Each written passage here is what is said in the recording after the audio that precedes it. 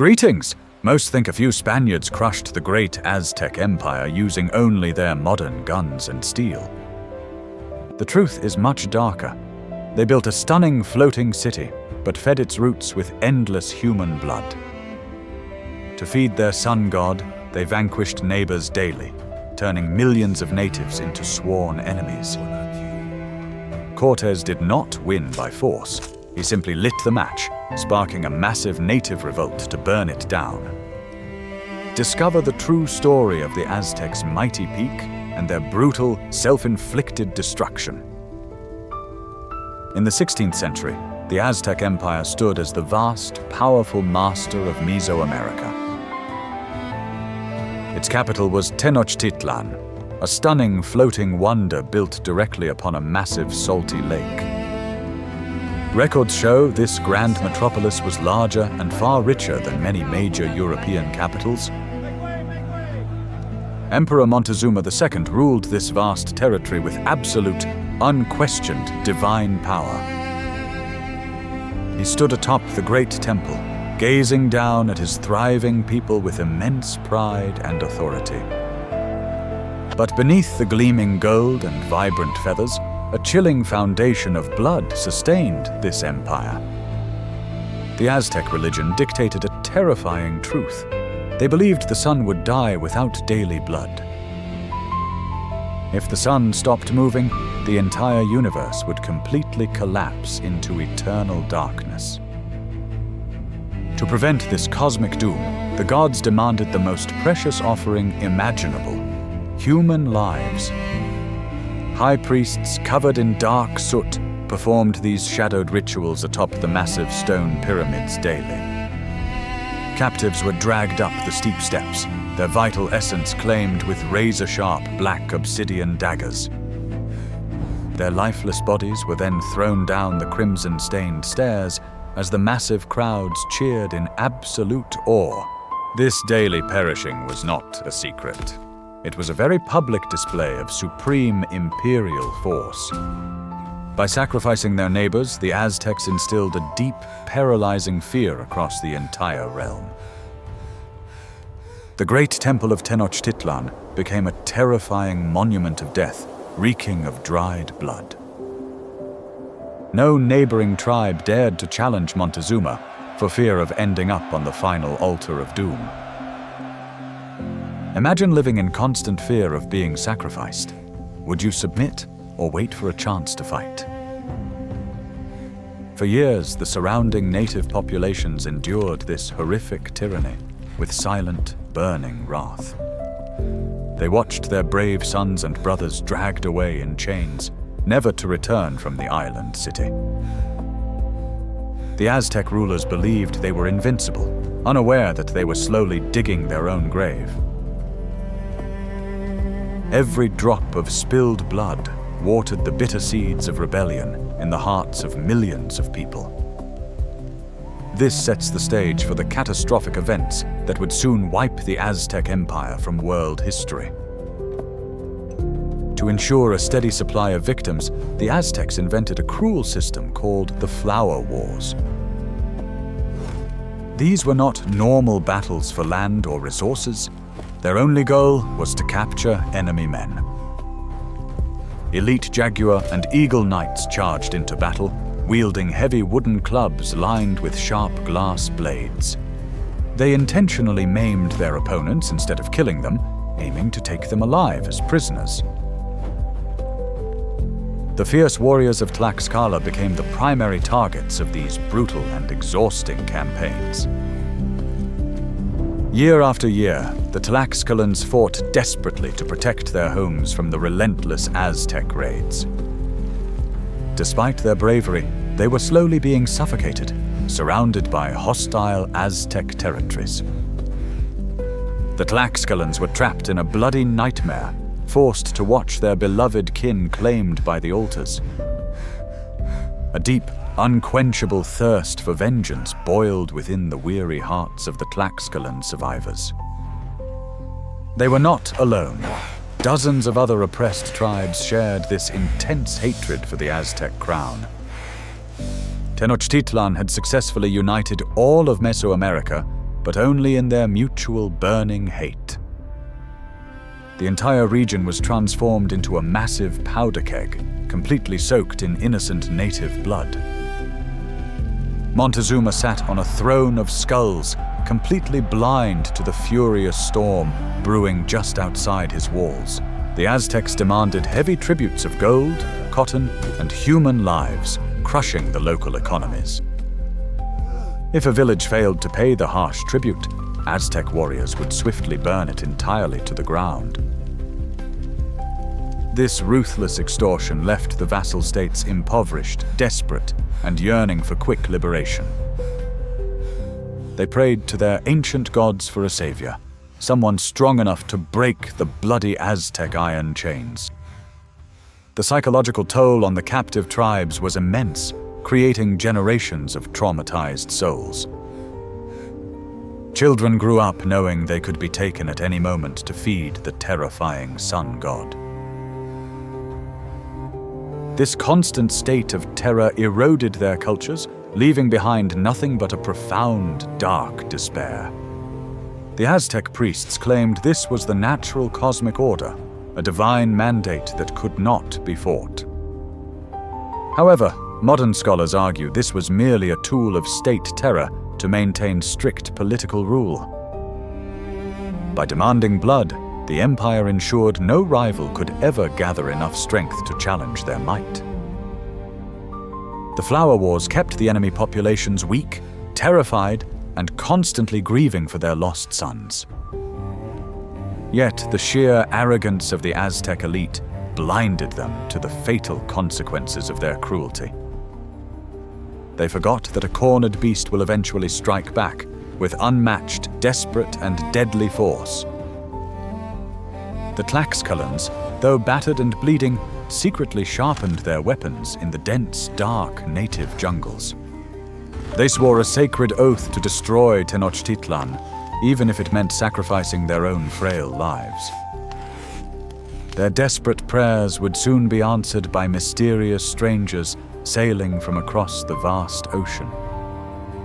The arrival of these unknown foreigners would ignite the powder keg and shatter the whole Aztec world.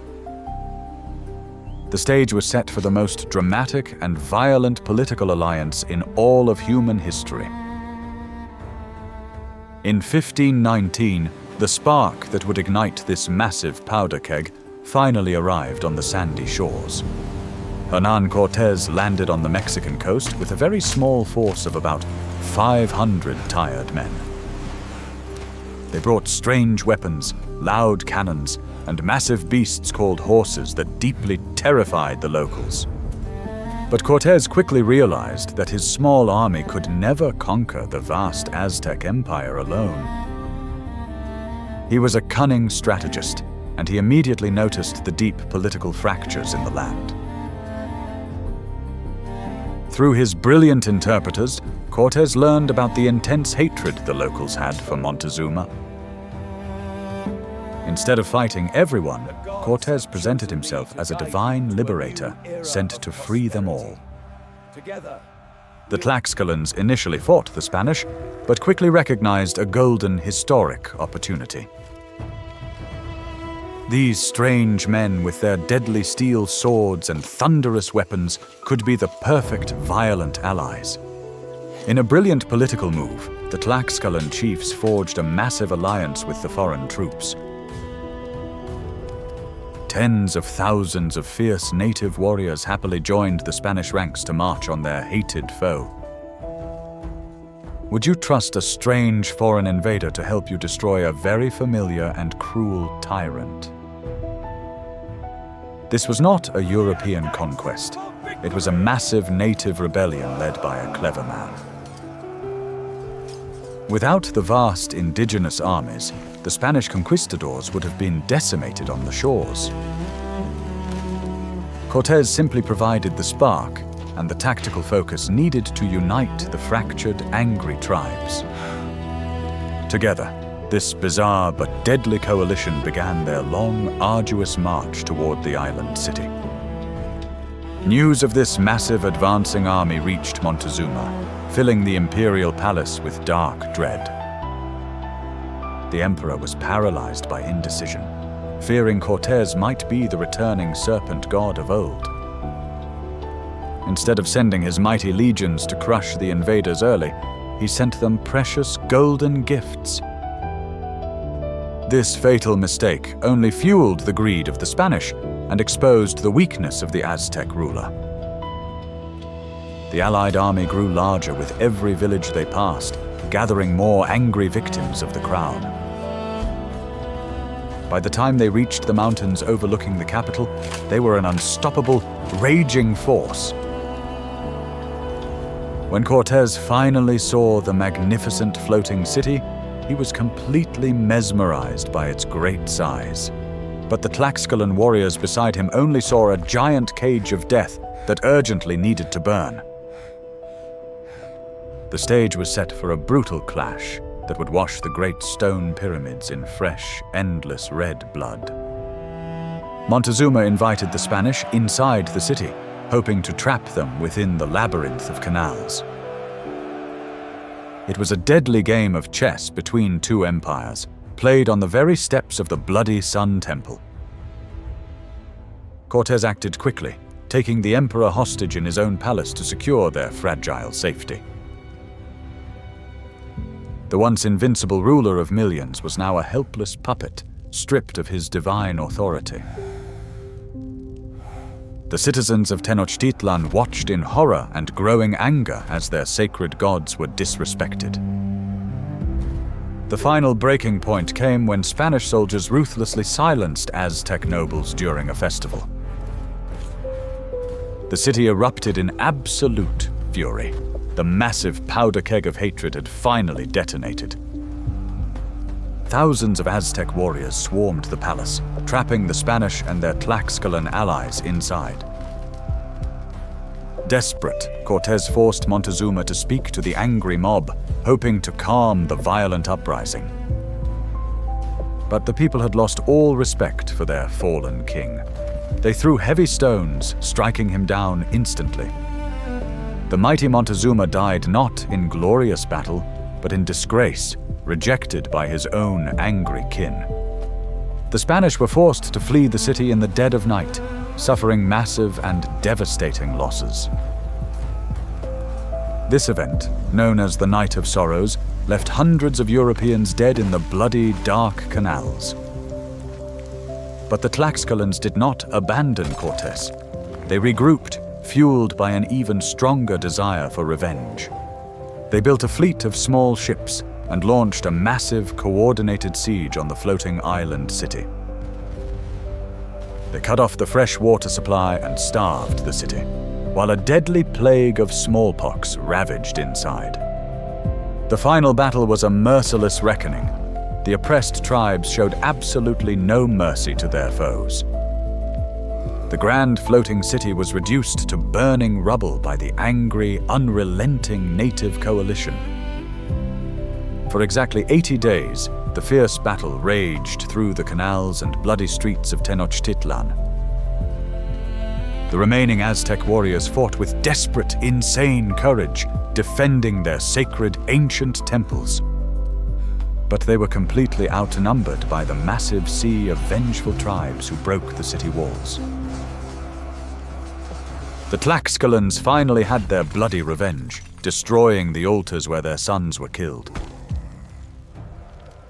Aztec priests were thrown down the exact same steep steps where they once offered up endless native victims. A massive, uncontrollable fire swallowed the pyramids, filling the sky with thick, dark, blinding smoke. The terrifying idols of the mighty sun god were violently smashed to pieces by the angry mobs. Women and children hid in the collapsing ruins, weeping as their majestic empire turned to ash. Cortés watched the tragic doom unfold, knowing he could not control the incredible, burning native fury. The Spanish cannons fired, but it was the native wooden clubs that did the most devastating damage. The lake turned completely red with the fresh blood of the once proud and invincible Aztec army. Every single street became a deadly trap, as the invaders pushed deeper into the royal island. Disease and starvation had already weakened the defenders long before the final assault began. The new Aztec Emperor, Cuauhtémoc, bravely refused to surrender his burning, broken capital. He fought alongside his dying men, striking at the Spanish armor with a chipped obsidian sword. But courage alone could never stop the endless waves of deeply traumatized and angry neighbors. The oppressed had finally become the brutal oppressors, vanquishing their former cruel masters. It was a horrifying cycle of violence, a dark testament to the cost of extreme arrogance. The mighty Aztec Empire, which had ruled through absolute terror, was now totally consumed by fear. The beautiful floating gardens were completely trampled under the heavy boots of the conquerors.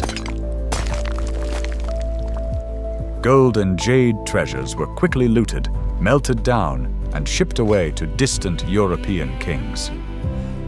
The Spanish conquistadors claimed all the glory, writing themselves as the sole, brave, and noble victors. They quickly erased the massive help of the Tlaxcalan warriors from the official history books.